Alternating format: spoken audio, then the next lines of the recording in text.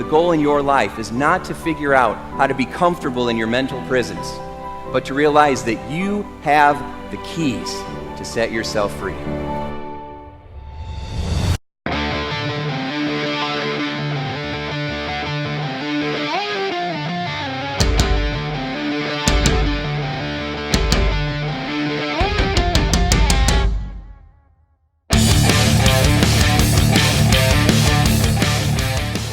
Hey you, welcome back to How to Be Mesmerizing, and today I have an amazing guest. Marjorie Brody is with us. Yay, Marjorie! Yay!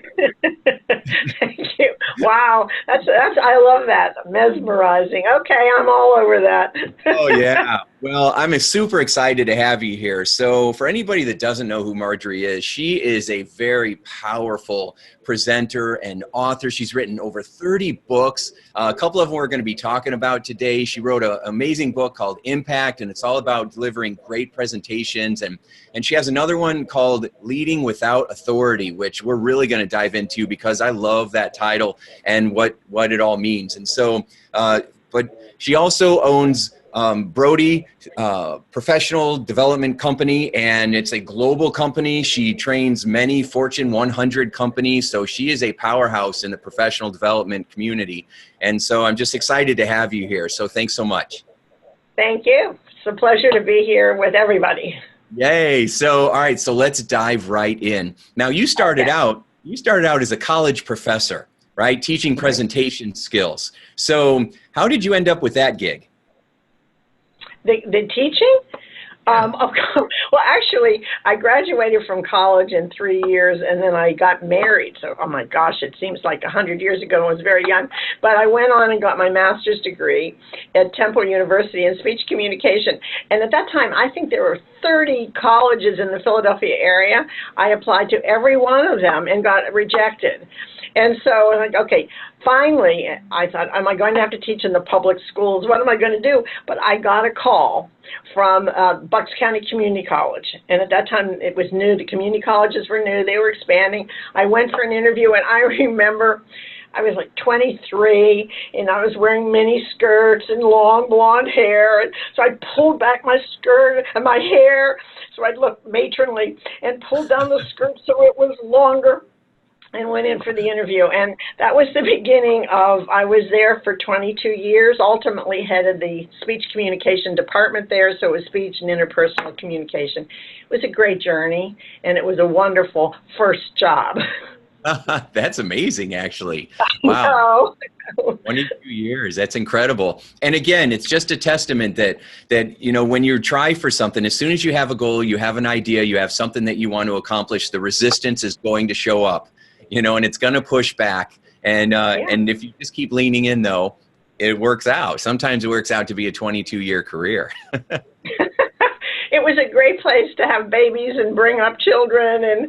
And I loved what I did. And it was funny because over that time, there was a 6-year overlap when I started doing the training and consulting before I left the college as a professor emeritus. And people said to me, well, don't you miss teaching? I said, well, I still teach, just people that need it, want it, and pay for it. Yes, so, yes. Doing the same thing I did all those years ago, just at a different level. Oh, yeah. You know, so, you know, in your heart, you are an educator and an inspirer, right? And that's what the best teachers do. And so what was it like then to go and transition from going to a community college to corporate America? Corporate America. My second client was Merck. I mean, think about that. Anyhow, I knew the topic. I was passionate about it. I was able to help others be successful.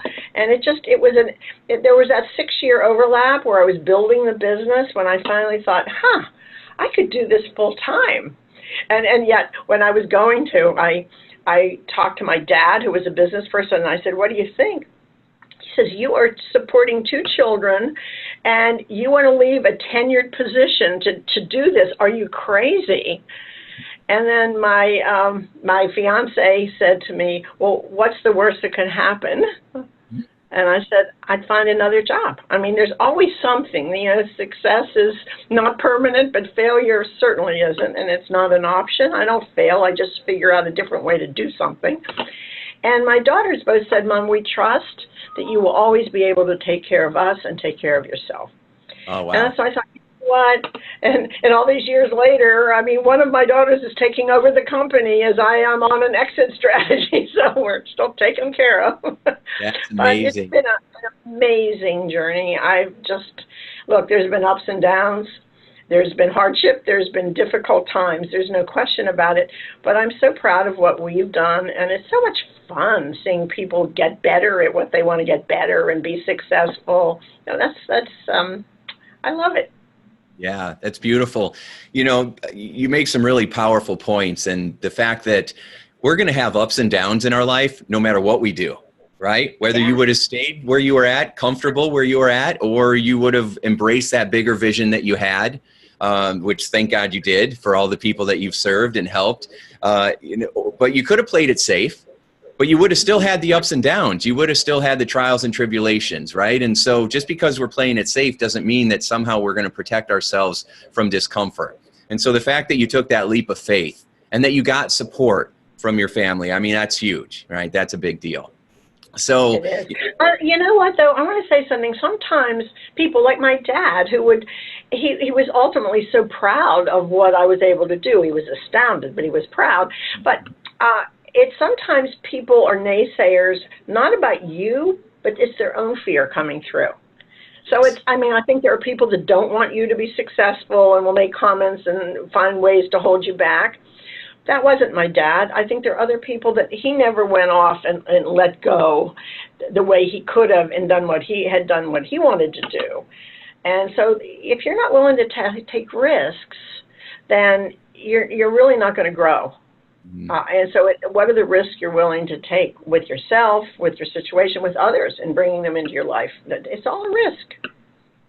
that's exactly right. And I love the other thing that you said, that there's no failure. There's just figuring out, right, how you're going to do it differently and how you're going to get there next. And that's, I always say, there's no failure, it's just feedback, right? So you can learn and then adjust and correct on the fly. Yeah, exactly. Yeah. You know, another interesting thing is when I started working with corporate America, I was so afraid because it just sounds so, you know, it sounded so much bigger and better than me. And because I was just a, kid from a small town, and, all my relatives were electricians, and what was I going to do working in corporate America? But I found they're just buildings full of people, and I know people, you know people. And so you're right. So you stay in your lane and you share the value that you have. So you started teaching, and you wrote this amazing book called Impact, and how to deliver presentations that get great results. So can you offer some tips for how you can stand out and really create more impact in your presentations? Okay. There's a number of things to do when putting together a presentation, and the number one thing is know who you're talking to. It's all about the audience. It doesn't matter how brilliant you are, how good you are, whatever. If you're not connecting and relating to those people, it's just not going to work. And so I think I have developed or standardized something called PAL, Know Your PAL. What's your purpose? What is it that you want to achieve? Really important. You've got to be clear, and if you can't explain what it is, you probably aren't going to get there. So what do you want to do and achieve? And are you there to inform? Are you there to persuade? Are you there to inspire, to entertain? But clarity around your bottom line. And, of course, you can't come up with that bottom line until you know who is in that audience, because that's going to make a huge difference in terms of how you approach it, the content that you're putting in, etc. And the third thing that people often don't think about is the L in PAL, and that's what are the logistics. And one of the most important logistics is how much time do you have? If you have 15 minutes, you can't put in 30 minutes of material. And so you really need to, less is more. You're better off saying a lot about a little than a little about a lot. And so with that in mind, what are the core pieces that people need to know in order to do, believe, whatever that you want them to do? So you need to know how much time you have. And, of course, there's other parameters. How many people are you talking to? What's the room design? What's the technology available? All of that. But number one is how much time do you have? And then limit it. The content, because I always think people come in with to a presentation. They have a pitcher that is a quart, and they put in a 3-quart amount of water into the glass, or, you get the metaphor. Anyhow, the whole idea here is you're not going to drown people in content. They can only take in so much. Yeah. So what do they really need to get to where you want them to be in the allotted amount of time, knowing who they are? So that's it. Know your pal. That's sage advice right there, Marjorie, because I remember when I first started out, I had so much that I wanted to share, and I'd have people come up afterwards that were willing to give advice, and they'd say, Tim, you're like taking a sip off a fire hose. It's just too much. It's too broad, and so I love what you said about talk a lot about a little, right? Dial down 1 or 2 main points and then some tactical strategies for how you can implement it when you leave here today, right? I think that's awesome. And I just want to add, the more you can add to that content is what's the story? What are the metaphors, the analogies, the humor, the interaction? People don't want to be lectured at anymore. Right. So understand that too. Our audiences have changed. Oh yeah, they've changed a lot. And so, that's why we get that term edutainment, right? They want to laugh and be engaged in the story as much as they want to walk away with practical takeaways. Exactly. Yeah. So and be reasonable. Yeah. Okay, go ahead. So, all right, well, let me jump into this other book that you wrote here, Influencing Without Authority. All right. Now, I love that because I do a lot of mesmerizing leadership programs, and there's so many people that feel like, well, I don't have the title, I don't have the power, how am I going to make a difference? And your book says, oh no, that's a faulty belief, right? You have tremendous influence, and so you just got to stand in it. And so can you tell me a little bit about why you wrote that book and a couple of nuggets from it that can help people to feel like they have more authority, even if they don't have the title of leader or manager?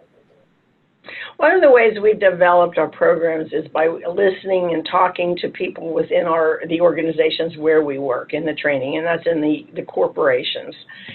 And people talked a lot about influence. I mean, it was the same thing. Well, how do I influence? And we were teaching persuasive speaking, but influencing, there's a little difference there between the speaking. I mean, do you ultimately have to speak, i.e. to one person or to many, to make that influence?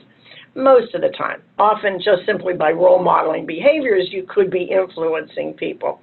But the idea is that and so we started really thinking about, well, how do people do it? And starting to research and read and interview and do all the things that we do and saying, well, how do we distill that into a training program that it's not like a book where you can pick it up and reread, and that we could really break it down into some areas that are manageable.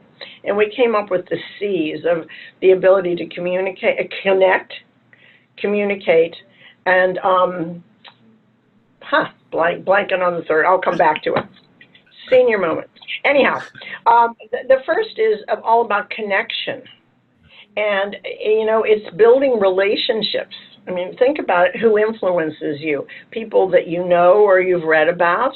That's all, okay? People that you like. You're not going to be influenced by people you don't like. And so often we don't take advantage, in the positive way of taking advantage, of the connections, that we're not strategic in making those connections and building our reputation. Because when people are willing to go along with what we say, they're trusting that we know what we're talking about. So that's really important, is that we make those connections with people when we don't need them. I talk a lot about building your brand and how to market yourself. And it's funny because all the different programs around communication and leadership that I personally teach, our company does a lot more than I do, but it's all about the connection and the communication. I mean, that's really where we are here. How do you make those connections and build the advocacy, etc.? And so number one is spending time on connecting with other people and being strategic, thinking through, not for one event where you need, I want to make sure that I'm influencing people, to donate to a cause. Influence is so broad. It could be within your own family. I laugh because I have amazing friends. I cannot begin to influence any of them on restaurants because I'm a very picky eater and they don't think I have good taste.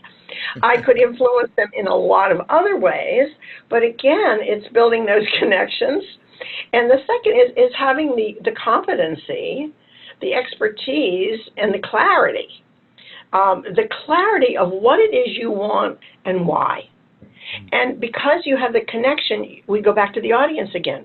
What's the resistance? Why are they coming across the way? Why do they want, or why would they not want what we want?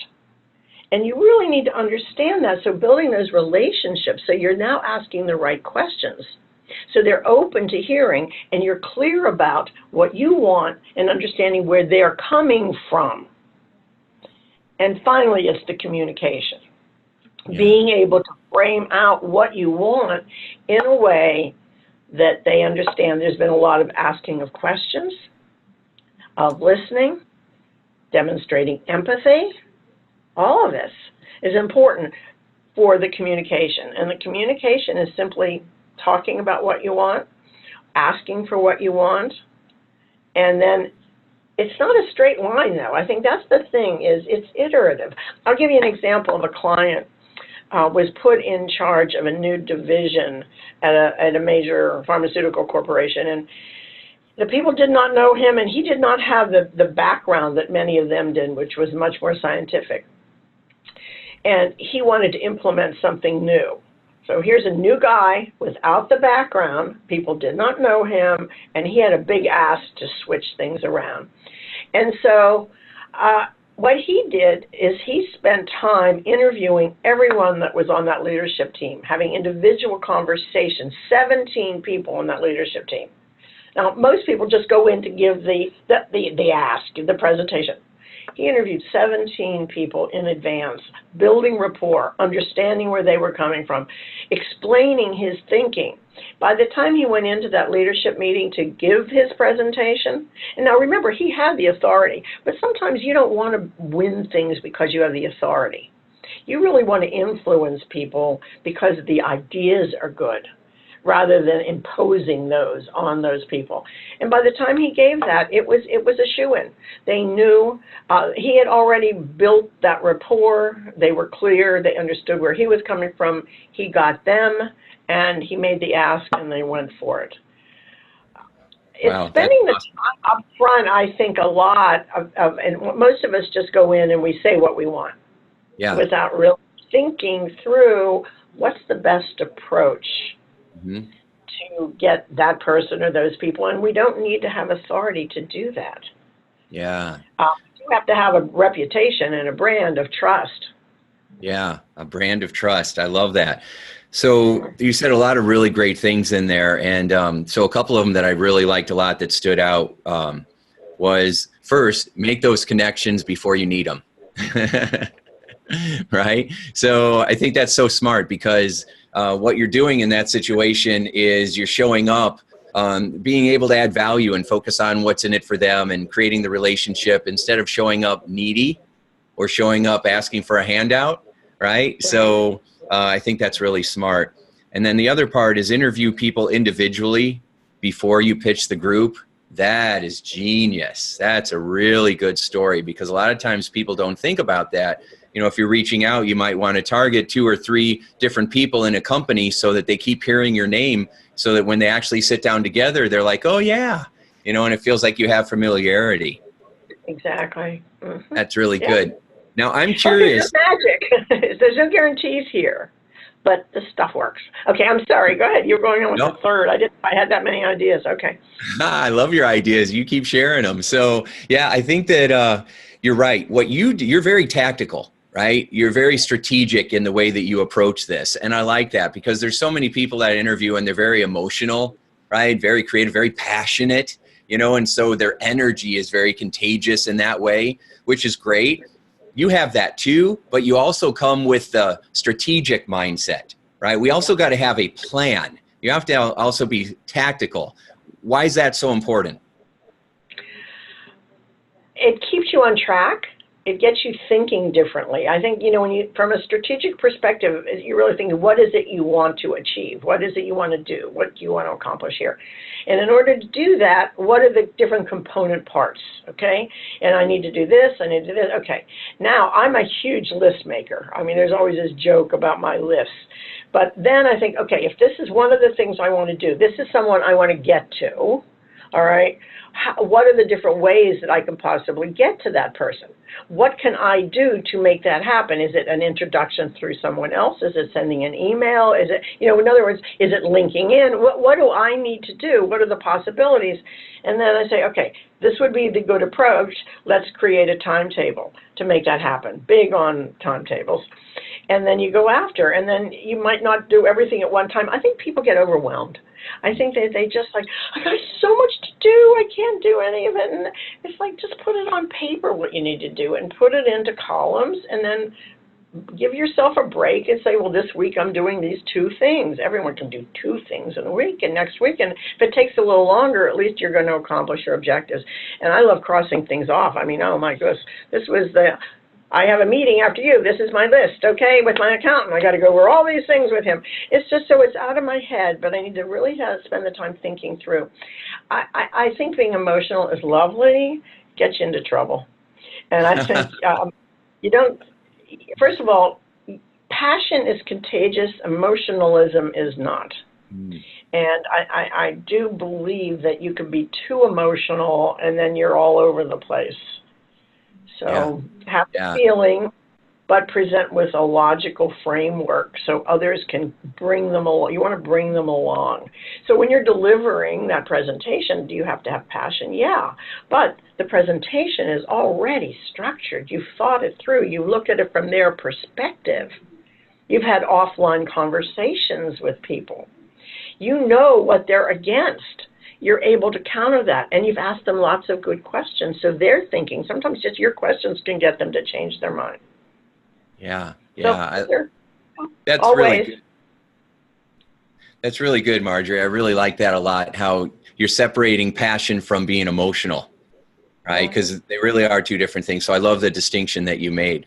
So you being tactical and being able to put together plans and being organized and having structure and looking at the bigger picture is what made you different from so many, I would say from 90% of, maybe even 95% of the presenters out there in the world today, because you were able to switch from you being the product to you having a company that's the product. And that's very difficult, right? So BRODY Professional Development is a company with a lot of trainers. So it's not just the Marjorie show anymore, although I'm sure everybody wants you, but you were able to transition. You were able to transition to getting other people to deliver your message and your strategies. How in the world did you pull that off? Okay, a couple things. One is I was asked to do things. Remember, I started this while I was teaching. So I only had so much time to do it. And if it was an ask of something I already was comfortable in doing, I would say yes. If it was an ask about something that I was interested in and could really do the research and put my arms around it and develop the passion for that topic, the answer was yes. But if it was something that I was not interested in but aligned with communication, I would say, okay, who can I get to do that program? Because I wouldn't be any good at it and I don't want to. And so then I would start developing other people. The other was I didn't always have the time to do a program. So let's bring someone else in. So one of the key things is to let go of your ego. And that's hard. And for speakers, it's really hard to say, I'm not the only one that can do this. And people, but you're going to share your stories? Yeah, I'll share my stories. They'll tell it differently. Maybe they'll do it better. And at this point, very few of our clients know me. So when you say they want me, they're surprised if I show up. And I only show up if I'm going to be one of the better ones to do it, because I want to give them who's best for that particular program. So sometimes it's hard, particularly now as I'm winding down and have exit strategy. And I said, yeah, let them do it. Oh, I'd like to do it. Let them do it. So I have these little conversations. Think of the big picture, Marjorie. What's the ultimate goal here? And it's not that they love me, it's that they love BRODY Professional Development and they love what they learn and they can be successful. So there's that ego piece, knowing what you can do well and go for it, but let go of what you can't. And if you really want to grow, or do you want to grow for yourself, or do you want to grow because you want to grow an enterprise? And it's a different mindset. Neither one is right or wrong. It's different. Yeah, well, that's remarkable and that's really great advice because it is hard for a lot of people to let go of that desire to be the star, right? Mm-hmm. They want to be the star and get the pat on the backs and the accolades and so, but your approach is, I just love it. It's so refreshing because it's who's best for the job, right? Yeah. And so not just, you're not making it about what's best for me, but what's best for my client. And then it also creates the opportunity for other people to be able to go out there and present who might be better suited. I love how you said they might tell my story, but they might tell it better, right? And that takes maturity to be able to get to that place where you are secure in doing what's best for everyone as opposed to just what's best for ourselves. And that's something that happens over time, for sure. And it's always a struggle. Intellectually, I got this down. Behaviorally, I have it down. Emotionally, sometimes I have a little bit of a problem, and I have to have this self-talk. Yeah, of course. And that's what makes it so impressive, right? If it was easy to do that, everybody would do that. But it's not easy. And that's why I believe it takes time and it takes maturity and it takes real personal growth within yourself to be able to do that, to get to that next phase. So many people are afraid of letting go of control. In fact, how'd you tell that to yourself when you're like, all right, I have somebody else, like maybe towards the beginning of you doing this, I'm going to have somebody go out there and present material that I know that I could really present well on, but I'm going to turn it over to them. And what if they don't do well and it's going to reflect on me, right? Because if the speaker doesn't do well, they look at your company, not just the speaker. So how'd you rationalize that in your mind? Well, in the beginning, and even now to a certain degree, anybody that is a facilitator, a 1099 for our business, they've gone through a rigorous process of interviewing, demonstrating, getting feedback, learning a program, getting more feedback, and sometimes co-facilitating. Early on it was with me, but then it's with our senior facilitators. So by the time they go out, we're pretty comfortable, and not everyone's a home run all the time, including me. I mean, there's certain audiences I'm going to resonate better with than others, and so there's always that learning. So we do evaluations to ensure, and we've dropped plenty of trainers that were not consistently getting good evaluations, and we keep booking the ones that are. And not to mention just the client interface, it's also the flexibility in having them work well with the office team. The back office is really as important. If we're difficult to work with or they're difficult to work with, it's just sucking the energy from the enterprise, and can't afford to do that. So that balance of easy to work with, stellar on the platform, that's what we look for. And it's been a journey, trial and error, let go of a lot of people. They were nice people, but they didn't represent BRODY. Yeah. I love how you are looking at everybody in your company, right? So I was just talking to a company president yesterday, actually, and we were talking about how a lot of times the sales and the marketing departments get a lot of the applause, a lot of the attention, a lot of the special treatment, sometimes, and operational side or the accounting department, right? They don't get as much of that. And we were looking at how do we change that, right? How do we make everybody feel like they're valuable and a tremendous part of this process? So, because if you don't have your back end, the front end can't be supported. Right. And then we have the next end, which is the trainer. So there's the 3 steps process. Now, the trainers are not here as much, but we're a smaller organization, and I think they do appreciate and like, spend time with each other. And me, I'm such a why are you chatting? You should be working. And I was like, Marjorie, that's what people need to do. This is the socializing, just and like if we've made our sales number that month, lunch is brought in for everybody. Yeah. And so I really do believe that my co-owner at this point, which is Amy Glass, and Heather, our Shafter, our COO, are very aware of being thankful to the back office as well. Yeah. I hope they feel that. I can't guarantee that, but I know it's important, and we all believe that. Absolutely. That's why you allowed them to be where they are. So, I just think that's great that that is a focus. I also love the idea because so many people, especially owners, presidents, CEOs, people that are in charge, they have that, that you should be working, as much as possible because I do, I work my tail off all the time. And so many people in that position can relate and understand and smile and shake their head and go, yeah. But you've also realized the importance of your culture and of having that relationship and people feeling cared for and having fun and enjoying showing up and feeling like what they're doing, they're making a difference, not just a dollar. And so I like how you have that side of you because at the end of the day, a big part of what you teach, I'm sure does improve people's cultures. Yeah, it does. And I will say it's my nature is just put your head down and work. So I fight this in myself. Even today, there was some conversations, and I'm like, "Oh, really? I mean, come on, let's." But I didn't say a word. So I said, "Okay." You can talk to me about it. I understand. Yeah, I get it. So, but that's what I like about you is that you understand the pressures that the people in the C-suites and the people in the, in the top spots are under all the time because they don't have people that they really can talk to about this, right? All on them. The buck stops with them, so to speak, or their shareholders are focused on them if they're a public company. And so the fact that you can relate to what they're going through and then still show this other side of it, I mean, that's real connection there. And that's what you said, connection and then communication. So yeah, that's good.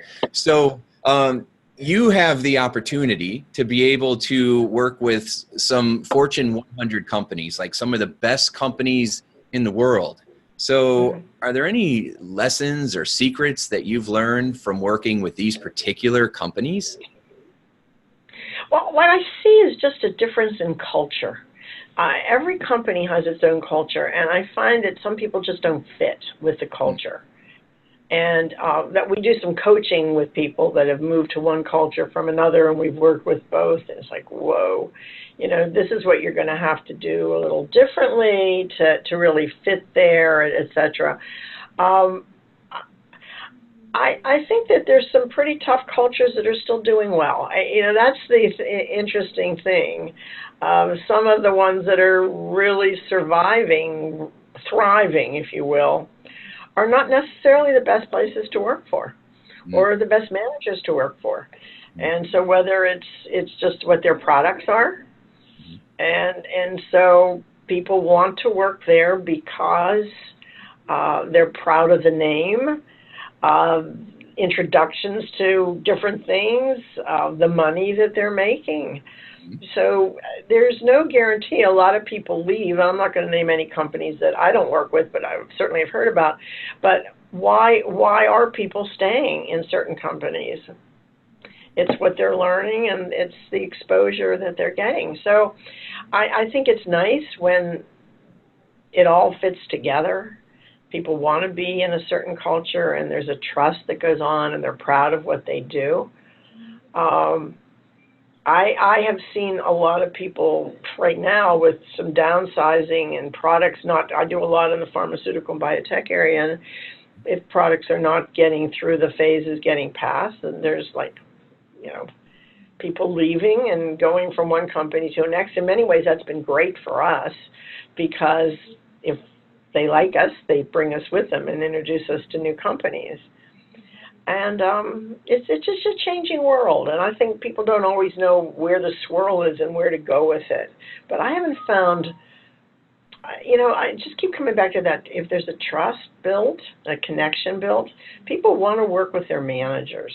Mhm. And I think if the managers are treated well and doing well, they will pass that on and people will stay. So I think that no guarantees anywhere more in this world. Good Yeah. product, good pricing, good management, good combination. Yeah, absolutely. I love your perspective on that, because so much of the focus, at least when in my world, we're talking about building those trusting cultures, right? And building those leaders that you want to, work with, that are in the trenches with you. But most companies still aren't like that. And it's okay if every company has a culture. You just have to figure out if that fits for you, So if your personality is all the things that you said and you don't mind, you don't have to go and hug your manager. You don't care. You just want to get out there and do your thing. Then that's going to work for you. And a lot of times companies that are really successful that don't have the most nurturing culture, they don't want to let that go because they think that's their secret sauce. Yeah. Yeah, Mm-hmm. I can't give that. Industries too. I think in technology, there's some tough industries there. It's tough places. I think you would need to check out. Fit is hugely important. Yeah, yeah. And your own values. What can you live with? And you got to know that about yourself. And it's not just about having a job or having a paycheck. It's Yes. bigger than that. You spend more time at work than you do at home, unfortunately. Yeah. So is it work for you? It might, Yeah. and I'm noticing, with the younger generations coming up, so many of them want to reach their full potential. So they might go to those companies where they're making a lot of money and they're maybe not treated well, but they're making that cash. And so they're kind of selling their values out a little bit. But as we get older, it's also leaning to a lot of burnout. And so people are just feeling so burned out. So I think eventually it's going to have to shift for most companies where, how you take care of each other is going to be a leading factor. What do you think? I can go back to when I started working and saying, oh, yeah, well, they're going to have to do this. Nah. I hate to be a naysayer. I'm a realist. I still can't believe that the women are still fighting for equal pay. It's like, are you kidding me? I mean, how many years ago did I think, well, that's going to be dealt with? And there's so many things. I see a lot of things are cyclical. Yeah. I wouldn't trust that anything is going to happen for sure. Point taken. That's really good. Yeah, I like that. I like that. And you know what, as you say that, I think you're right. I always have that optimistic point of view, for what I'd like it to be. But the reality of it is that human behavior doesn't change that much. We don't tend to learn that much from our past as a species. Yeah, that's true. Yeah, so yes, always evolving. So, once you're through your exit strategy and you're off, what's the plans for you over the next, 5 years or so? Well, 5 years ago, I put in a 5-year plan, which ends at the end of this year. Wow. And I will be retired at the end of this year. Hey, congratulations. Thank you. And so we're working out details now, but I will still stay part of strategic planning and be there as a consultant for my team. And if a client wants to book me, my line is to the company, I can be bought, and I will just become a 1099 like my other 1099s. And yes, I will still coach and train if it's convenient and if they think I'm a good fit. And if not, then I'm looking into lots of travel.